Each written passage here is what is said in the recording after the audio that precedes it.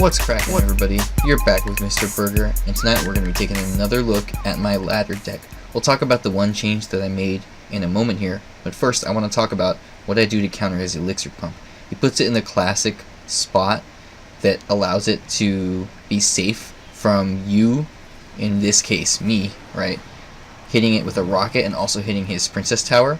But putting it in that spot, I don't have a rocket in my deck, but I do have a hog in my deck. I can actually put that hog right at the river, right directly across from the Elixir pump, and the hog will leap the river and go directly for the Elixir pump. But it's got to be right in that perfect spot directly across from the Elixir pump. And that will allow you to wipe out an Elixir pump essentially with your hog. And you know, that's an awesome trade. A couple swings from the hog will just completely obliterate that pump. And, you know, the hog, of course, only costs 4, whereas the Elixir pump costs, what, 6, right? So that's definitely a positive Elixir trade for you, if you're able to pull that off. And let's see, I can't recall if I do it again at this point, but another thing you can always do is Fireball. You can Fireball or Poison the pump, and that will always give you a positive Elixir trade if you also hit the Princess Tower. Because in a sense it gives you that, because it gives you value on the Princess Tower is what I'm trying to say. It takes out enough damage on the Elixir pump so that makes it an even Elixir trade for the amount that you spend. You know, they gotta spend 6, you spend 4, and it makes it so that they only gain 2, right? So it's even for you. So if you manage to get some chip damage on the Princess Tower, it becomes basically essentially a positive value trade in a sense there.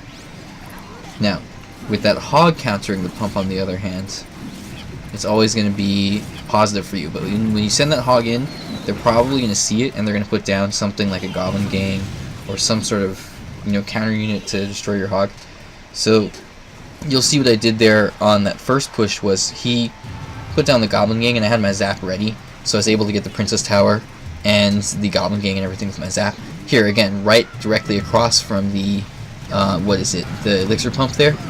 And I send in the Fireball preemptively because I know he's going to put something down, and it actually hits that Lumberjack, gets some chip damage off on the Lumberjack, hits the Princess Tower, and does a good chunk of damage off on the Elixir pump as well. Might have been overkill because then I spent 8 Elixir total there with the Hog and the Fireball, but it worked out pretty well for me, it feels like.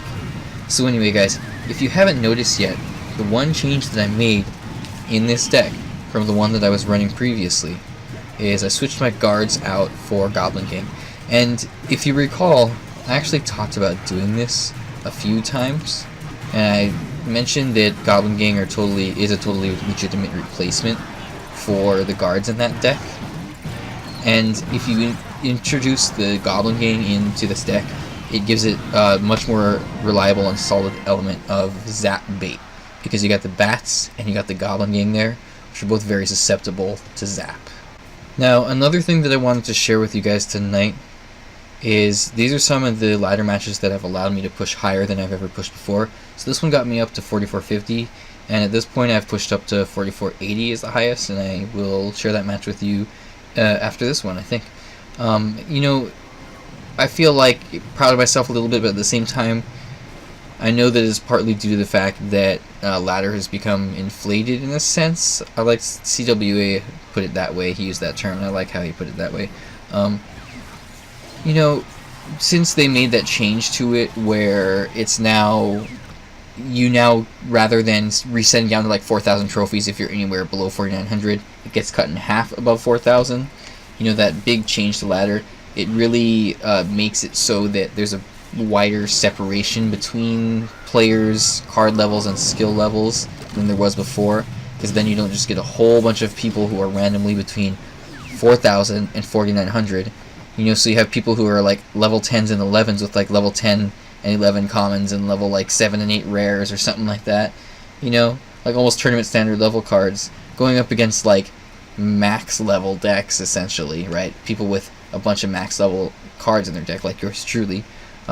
So since they made that change, there's a lot more room for people to be able to push, and it's a lot easier for people to be able to push. So I'm definitely feeling the effects of that. I've also, of course, gotten my cards up a little bit higher level. I got my Fireball up, I think, to like level 9 or something, which isn't great, but I haven't really run a heavy spell or a medium spell like that in a while on ladder. I was running kind of some funky decks with like Zap and Tornado and stuff like that. So, or I was running poison or lightning, actually, you know, epics. So, you know, I got that fireball up, but the major difference is that I got that Hog Rider up to max, and that's, of course, allowed me to push up a lot higher. So that max level Hog Rider, having that max level win condition, definitely beneficial. On top of that, I also switched out the guards for Goblin Gang because I got my guards up to level 12. You'll see that right there. I'm sorry, the Goblin Gang up to level 12. That'd be awesome, level 12 guards, right? Got the Goblin Gang up to level 12. And since I've done that, that's also allowed me to push even higher than I ever have before. So you'll see this deck, it's very cheap still. It's the same elixir cost that it was before. So it's very much like a fast Hog cycle deck. You've got the Ice Spirit in there, which is only 1 elixir. You know, and I've talked about him a million times about how to use him and stuff, so, you know, I don't need to repeat myself on that.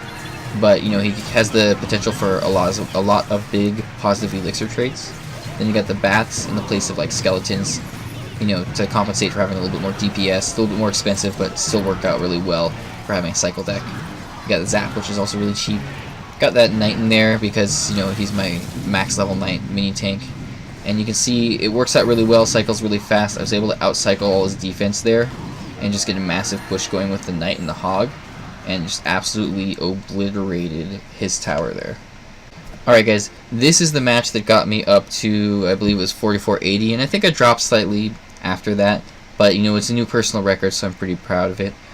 So continuing to go through the deck, I've talked about this deck specifically more in other, what would I say, other videos, other deck showcase videos, right, where I talk about my ladder deck, so go make sure you check those out if you haven't already, if you want to look for more specific strategy on how to play this deck. But essentially you got the Goblin Gang in there, is more of a zap bait and a swarm card. Mega Minion, I just play him because he's high level and he's a solid, reliable support card. And then of course I got that fireball in there. I talked about that earlier as well.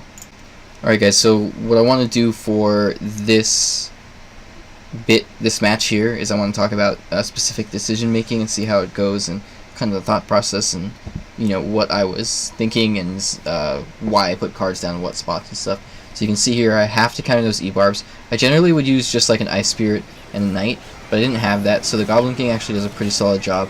One E-barb does connect there, and that's unfortunate. I can be a little bit aggressive with the Hog because I do have that cycle potential with this deck. It's a very fast deck, very fast-paced deck, so I definitely have the you know, potential to cycle back to that win condition and outcycle his counter, and, you know, send it in there again and again. Oh, I better put that on silent. I'm usually good about that, recording my videos, making sure that my stuff's on silent. Oh, and you can see here that he has the Royal Giant. Now, he's probably going to counter it with the Zap. There it is, and that allows me free range to put the bats down. I put the Knight down first, because I know that he's probably going to put something down to counter those bats, and I want to make sure that the Knight soaks up any kind of AoE cleave units. Here I go for a big counter push, and that max level Hog with a few bats behind it.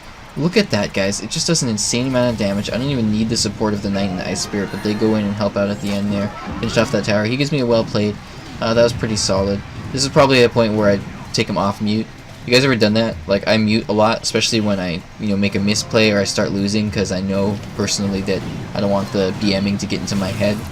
And so if I start playing well again, I might unmute. You guys ever do that? Let me know in the comments below if you're guilty, like yours truly. Alright, you can see I did a good job of cutting the E-barbs there into the opposite lane and defending with them. Knight does a great job of buying you a bunch of time to counter the E-barbs, and then you can put down whatever support units out, that you have. Even just an Ice Spirit will pretty much completely shut down the E-barbs.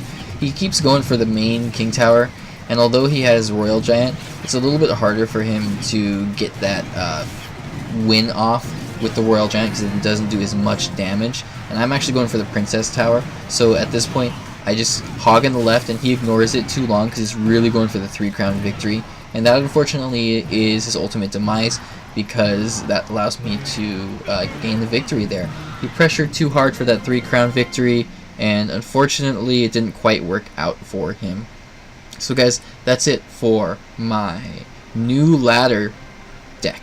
Basically the same deck that I was running before, the Hog cycle deck with higher level cards, and I put Goblin Gang in there instead of guards. That's it. What else? Am I missing anything, guys? I don't think so. Thanks so much for watching, guys, and have a good night.